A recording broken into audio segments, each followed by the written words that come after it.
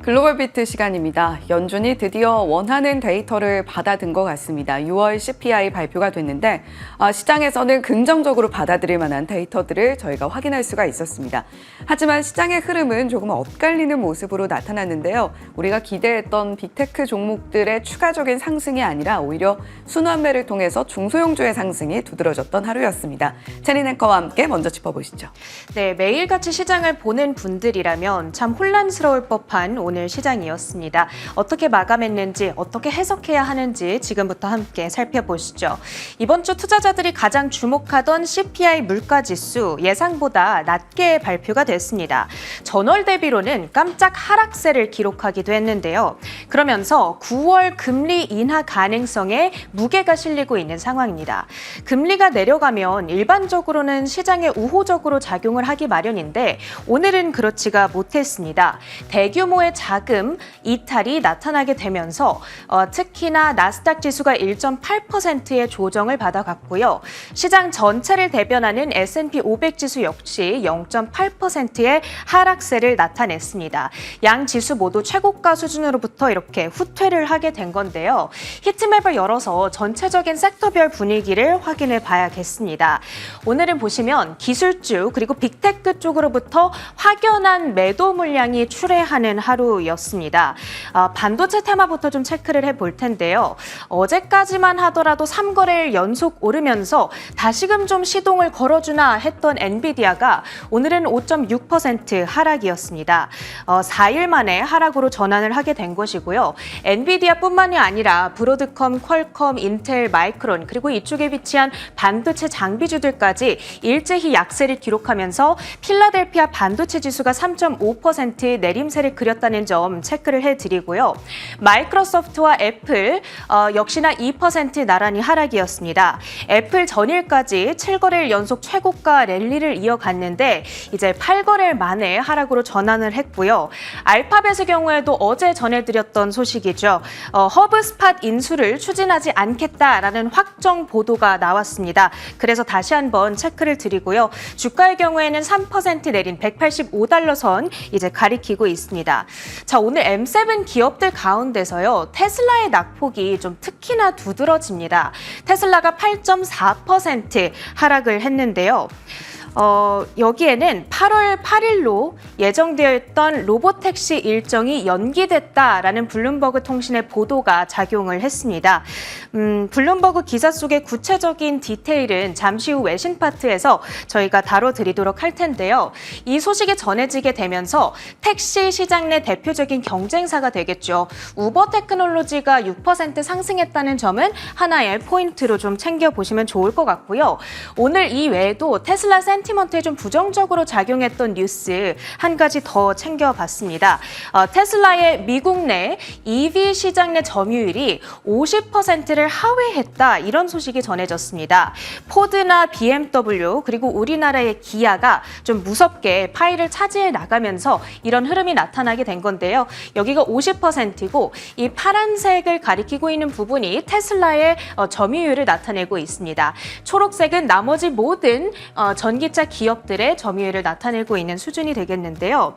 그런데 중요한 포인트는 전체 전기차 판매량은 2분기 동안 오히려 8% 늘어났다라는 것이 되겠습니다. 시장은 성장하는데 거기서 테슬라의 파이가 줄어들었다. 투자자들의 우려를 조금 촉발시킬 만한 이슈였다. 이렇게 해석을 해봐야겠습니다.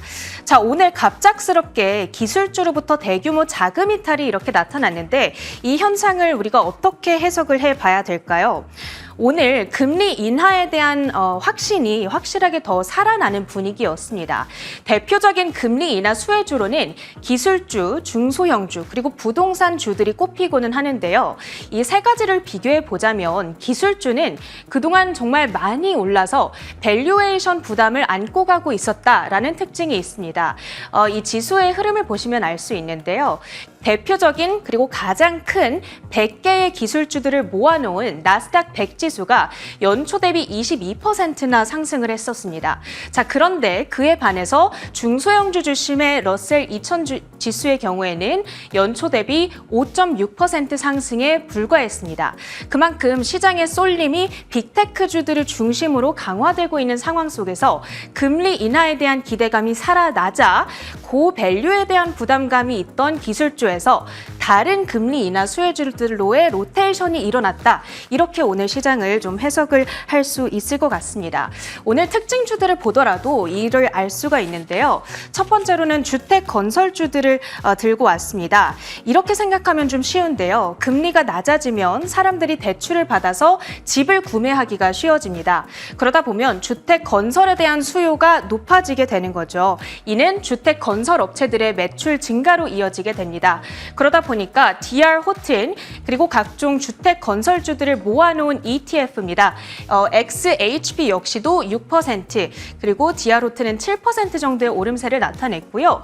그 외에도 레나, 풀티그룹 그리고 진로그룹 등의 대표적인 주택 건설 업체들이 5에서 6% 정도의 오름세, 급등세를 나타냈다라는 것이 오늘 시장의 한 가지의 포인트가 되겠습니다. 자, 마이크로 스트래티지 10대 1의 주식 분할을 발표했습니다. 현재 주가가 1,300달러대를 가리키고 있는데 이제 8월 8일부터 130달러대로 줄어들게 됩니다. 투자자들이 조금 더 쉽게 접근할 수 있도록 주식 분할을 실행한다. 이렇게 사측에서 발표를 했고요. 그러면서 주가는 4%의 급등세를 나타내면서 오늘 거래를 마쳤습니다. 자, 델타항공의 경우에는 오늘 실적 발표가 있었습니다. 거의 가장 먼저 이번 실적 시즌의 스타트를 끊어준 기업 가운데 하나인데요. 매출 자체는 여름철 여행 수요가 급증하면서 역대 최고 매출을 기록을 했습니다. 자, 그런데 문제는 비용이 늘어나고 항공료를 많이 할인해 주다 보니까 순이익이 전년 대비 30%나 급감했습니다. 거기다가 가이던스도 좀 실망스러웠는데요. 델타항공은 미국의 항공주들 가운데 가장 수익성이 높기로 유명합니다. 그런데 델타항공마저 이렇게 좀 어려운 상황에 있다? 다른 항공주들도 좀 어렵지 않을까라는 우려감이 촉발이 됐고요. 그러다 보니까 아메리칸 에어라인이라든지 유나이티드 항공이라든지 이런 여타 항공주들 역시도 동반 내림세를 그렸다라는 것을 특징으로 포착해 볼 수 있겠습니다. 자, 마지막으로는 퀀텀 스케이프까지 확인해 보겠습니다. 폭스바겐 파워코와 고체 리튬 배터리 산업화에 대한 계약을 체결했다. 이런 이슈가 들려왔는데요. 이 배터리 회사인 파워코가 퀀텀 스케이프의 기술력을 활용해서 연간 100만 대의 차량에 장착할 수 있는 배터리셀을 만들 수가 있게 됐습니다. 자, 이 부분까지 오늘 시장의 특징으로 포착을 해보시면 좋을 것 같고요. 계속해서 가장 중요했던 외신 헤드라인 이어갑니다. 네, 간밤 저희가 CPI 데이터를 받아 들었습니다. 이제 금리 인하가 한층 더 가까워졌다라는 평가가 나오고 있는데요. 주요 내용들 함께 짚어보면 좋겠습니다. 월스트리트 저널의 기사를 다시 한번 가지고 왔는데요. 9월 인하 가능성을 높이고 있는 완만한 인플레이션이라고 제목을 뽑았더라고요. 역시 닉 티밀하우스 기자의 기사로 한번 들여다보겠습니다. 미국의 6월 소비자 물가지수 CPI가 연율 기준 3% 상승으로 예측치 3.1% 대비 0.1%포인트 낮게 나타났습니다. 5월 데이터는 3.3% 상승이었습니다. 근원 소비자 물가지수도 예측치 3.4%보다 0.1% 하회한 3.3%로 발표됐습니다. 역시 전월 수치보다 낮은 겁니다. 하락을 주도한 부분은 에너지 지수로 휘발유는 5월 3.6% 하락에 이어 6월에도 3.8% 하락했고 에너지 지수도 전월과 마찬가지로 2% 하락했습니다. 네, 이렇게 계속해서 물가의 둔화세를 확인을 하고 있는데요. 전일 하원 청문회에 참석을 했던 제롬 파월 의장, 물가 목표치인 2% 도달까지 기다리지 않겠다라는 의지를 밝힌 데 더해서 이렇게 우리가 긍정적으로 해석할 만한 데이터를 또 하나 받아들게 된 겁니다. 6월 CPI를 통해서 연준의 신뢰를 높일 수 있는 좋은 데이터를 받아들었다라는 평가가 월가 내에서 나오고 있는데요. 전반적으로 짚어봤을 때 앞서서 에너지 가격 언급을 해드렸습니다만 주거 비용도 상당히 많이 줄어들었다라는 것을 볼 수가 있습니다. 주거 가격비는 지속적으로 미국의 물가의 발목을 잡고 있는 주요한 요인 중에 하나였는데요. 이번에 물론 양의 상승 흐름을 보여주긴 했습니다만 그 폭이 상당히 둔화됐다라는 것을 이번 데이터에서 확인할 수가 있습니다.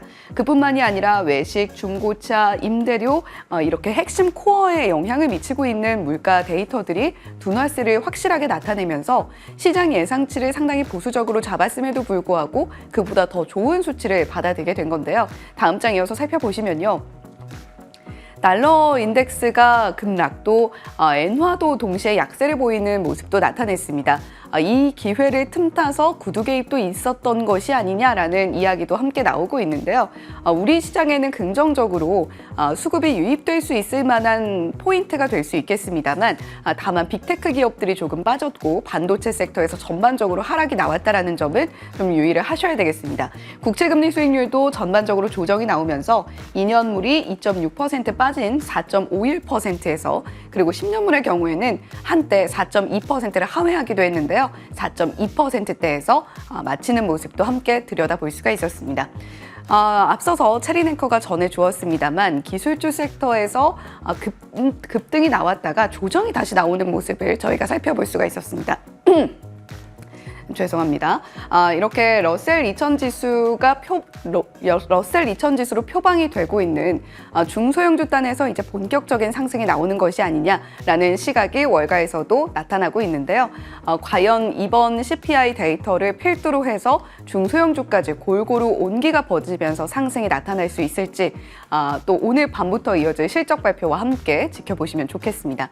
두 번째 헤드라인으로 이어가 보겠습니다. 테슬라 이야기로 참 뜨겁습니다. 아무래도 11거래의 연속으로 상승세를 만들어냈던 테슬라였기 때문에 그 상승세가 과연 어디까지 이어질 것이냐 그 부분에 시장에 초점이 맞춰졌는데요. 간밤에는 아쉽게도 8% 넘게 하락하는 모습을 나타냈습니다. 로보택시 이슈 어떤 내용들이 구체적으로 들어있는지 함께 들여다보시죠. 미국 전기차 업체 테슬라의 일론 머스크 CEO가 공언한 테슬라의 자율주행 로보택시 공개가 2달 연기될 전망입니다. 블룸버그 통신은 현지 시간 11일 소식통을 인용해 테슬라가 8월로 예정했던 로보택시 공개를 10월로 연기하기로 했다면서 약 2개월의 연기는 이미 내부적으로 전달이 됐다고 전했습니다.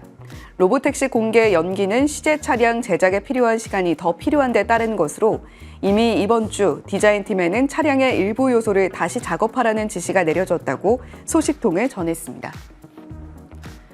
네, 사실 이렇게 로보택시, 그러니까 무인택시 시장은 이미 미국 시장에서는 뜨거운 이슈 중에 하나입니다. 구글도 웨이모라는 사업을 영위를 하고 있고요. 중국 내에서도 비슷한 사업들이 함께 이루어지고 있죠.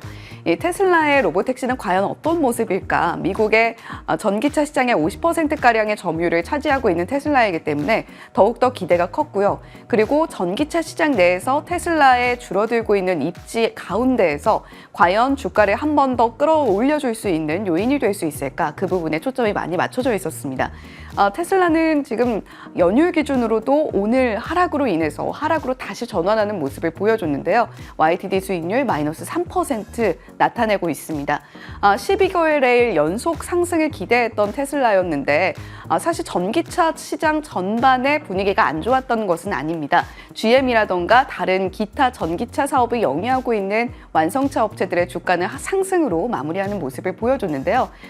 여기에는 지금 현재 좀 수세에 몰렸다라고 표현을 할 수 있는 바이든 대통령이 전기차 산업 보조금 17억 달러, 우리 돈으로 한 2조 원가량을 쏟아붓는다라는 소식이 미국 시장에 전해졌기 때문입니다. 지금 아무래도 재선을 앞두고 있는, 그러니까 재선이 확실시되지는 물론 않고 있는 상황입니다만 보통 임기 4년 차가 되면 정부 지출이 많이 늘어나는 모습을 보여주고 있다라는 분석을 하고 있는 뱅크 오브 아메리카의 자료인데요. 바이든 대통령이 이번에 보조금을 결정한 부분을 살펴보게 되면 그 이유가 조금 더 드러나는 것 같습니다. 경합주로 불리는 조지아, 미시간, 펜실베니아 포함돼서 8개 주에 보조금을 지급하기로 했다라는 소식 함께 들려오고 있다는 점도 체크해 보시면서 전반적으로 분위기가 아주 어둡진 않았다라는 부분 보시면 좋겠고요. 미국 유가가 이거래 연속으로 오름세를 보이고 있습니다. 미국의 휘발유 소비가 늘었다라는 소식과 CPI 데이터가 함께 복합적으로 작용한 영향인데요. 83달러 선까지도 왔다 갔다 하는 모습을 보여줬습니다. 비트코인, 이더리움, 금과 은 가격 모두 상승으로 마무리했다라는 소식까지 전해드리면서 글로벌 비트 여기까지 전해드리겠습니다.